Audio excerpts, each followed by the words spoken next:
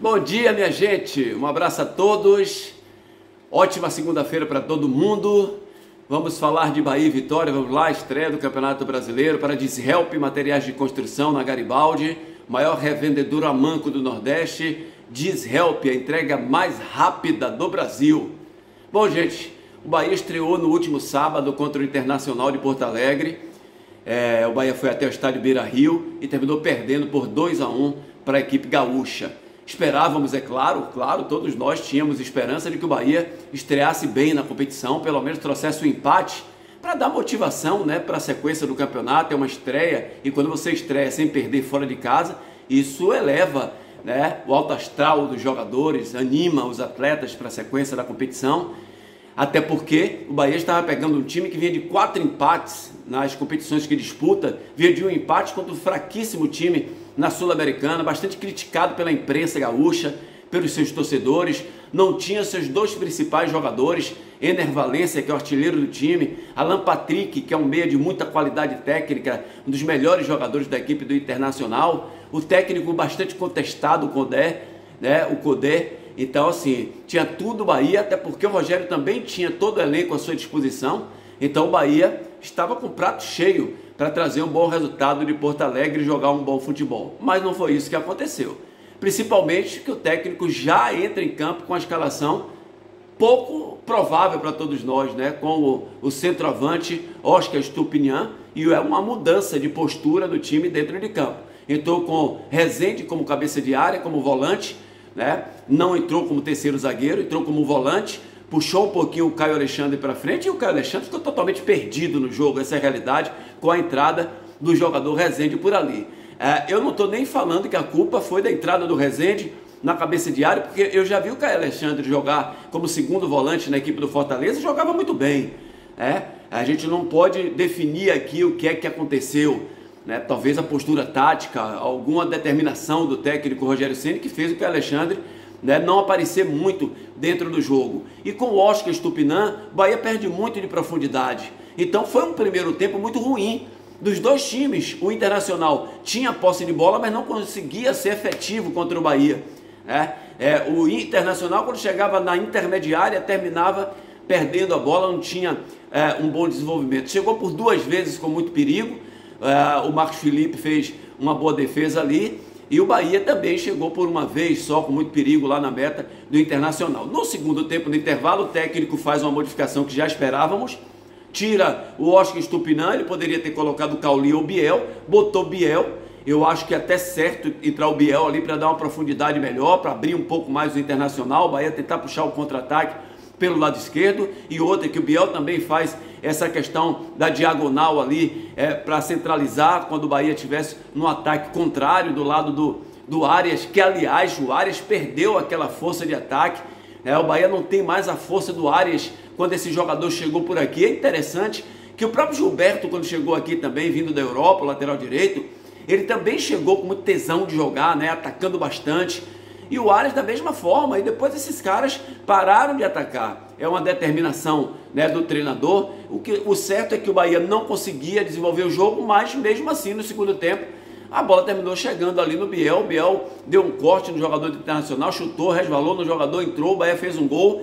O problema é depois de aí. Bahia faz o gol e menos de 2 minutos depois, num ataque da equipe do Internacional de Porto Alegre, o Inter faz um gol estranho, uma cobrança de lateral. O Vitor Cuesta estava marcando o atacante do Internacional, a bola passa, me parece, entre as pernas deles dois, né? Aí sobra para o Wesley sozinho dentro da área, não tinha marcação de Canu, estava onde Canu, Juba chega atrasado, e aí o cara gira e termina fazendo o gol, e logo depois o outro gol também, é um cruzamento, a bola vai no segundo pau, o goleiro do Bahia sai muito mal, tá vendo que não dava para ele, a bola estava muito alta. Se ele está dentro do gol, na cabeçada do atleta do Internacional, ele pegaria fatalmente a bola, mas saiu muito mal. Quando o jogador cabeceia, não dá mais para ele pegar, ele já está atrasado, chega a pegar na bola, mas a bola entra. O certo, torcedor, é que o Bahia, né, dentro de sua postura técnica e tática, foi muito mal no jogo. O Bahia, você não consegue analisar como é que o Bahia está jogando, você não consegue entender qual é o sistema tático do Bahia. É um toque de bola para cá, um toque de bola para lá, recua a bola para os zagueiros, e tem alguns jogadores no Bahia que estão sendo bastante criticados e com razão pelo torcedor. Canu é um deles. Sabe, eu não digo que o Gabriel Xavier já é um cara preparadíssimo para ser titular do Bahia, mas está melhor do que Canu. Às vezes que o Gabriel Xavier entra, ele rende mais do que o Canu. O Rezende é um jogador que não inspira confiança. Ah, mas Rezende é marcador, não adianta, passa muito mal a bola. O brasileiro é diferente, olha a marcação, ele já não consegue chegar, dá o bote certo no adversário.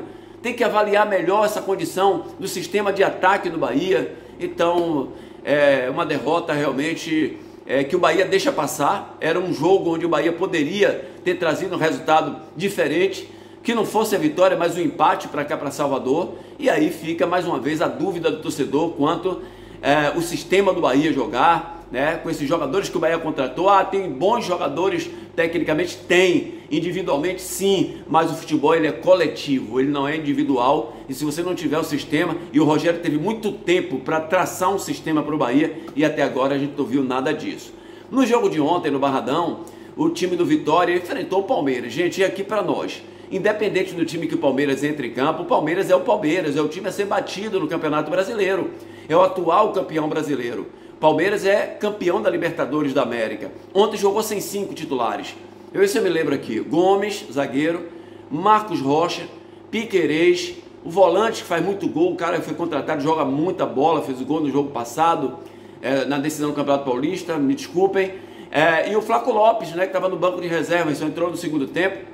Esses jogadores não foram titulares, metade do time, mas mesmo assim o Vitória teve muita dificuldade de jogar. É aquela coisa que a gente falava aqui, gente, Campeonato Baiano é uma coisa, Nordeste é outra, brasileiro, e agora vocês vão ver por quê. Porque no Baiano, na Copa do Nordeste, o Mateuzinho faz uma jogada, como fez ontem, tenta dar o passe, a bola passa, e o jogador do Vitória faz o gol. No brasileiro não vai passar, porque a qualidade técnica, a inteligência, né, a tomada de decisão do jogador de primeira divisão é diferente. O Oswaldo dá o drible para lá para cá, ele consegue passar. No brasileiro já é diferente, ou você capricha e dá o 100% dentro de campo, ou não vai acontecer. E ontem nós vimos o Vitória tentar várias vezes. O Vitória até foi um time muito corajoso dentro de campo, a torcida do Vitória empurrou o tempo inteiro, mas o time do Palmeiras já no primeiro tempo terminou fazendo o seu gol, botou 1-0.